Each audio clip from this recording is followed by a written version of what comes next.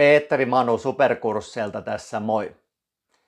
Mä oon vuosien aikana pitänyt yli 2800 erilaista koulutusta työporukoille Microsoftin ohjelmistojen kuten Excelin hyödyntämisestä ja viimeisen parin vuoden aikana myös ChatGPT:n ja Copilotin hyödyntämisestä. Ja mä törmäsin äskettäin tällaiseen kirjaan, Mikko Ojasen Valmennatko vaikuttavasti? Mikko on kokenut vaikuttavan valmennuksen asiantuntija ja mä mietin, että miten mä näitä oppeja voisin hyödyntää omissa koulutuksissani ja nyt mä koen semmoisen aha-elämyksen.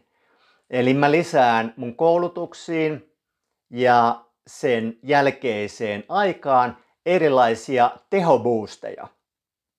Eli niiden avulla mun koulutusten hyödylliset vinkit jää paremmin mieleen ja tulee paremmin sitten siihen omaan työhön hyödynnettäväksi.